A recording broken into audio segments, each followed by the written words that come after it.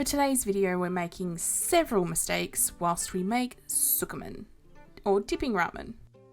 I am following the recipe from the Real Japanese Izakaya Cookbook. I'll put a link to it down below.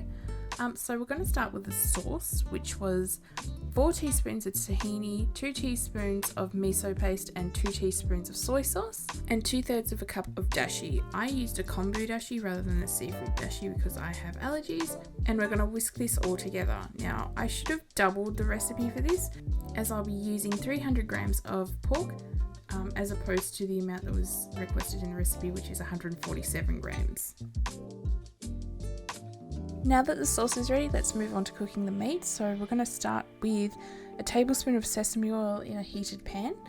And we're also going to add a teaspoon of minced garlic and a teaspoon of soybean paste. You can get variations of soybean paste that has spiciness levels in it, but I couldn't find one, so this one was quite plain.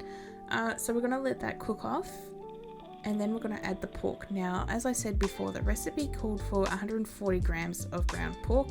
I used 300 grams of ground pork. Don't do what I did and just double it and hope that everything works for the best. If you're going to double the meat, double the sauce components as well. We're going to let the pork brown, and then we're going to add the sauce to it, and we're going to let it thicken.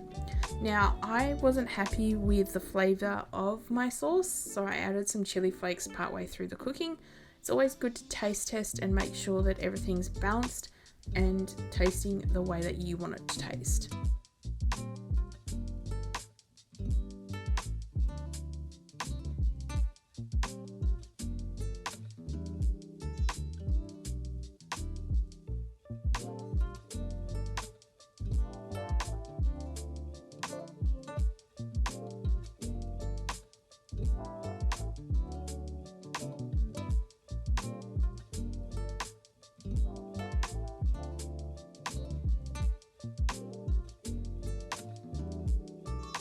While the sauce is thickening, it's the best time to get some boiling water on for your noodles, and also cut up the spring onions and prepare your bean sprouts.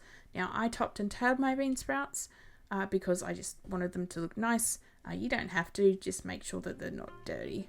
Cook your noodles as per the instructions on the packet, and everything should be ready to go. I definitely learned a lot from this recipe, and I will be trying to remember if I double something, I need to double everything else in the recipe from here in. I hope you enjoyed today's video, and if you did, either leave us a like or a subscribe. Thanks for watching.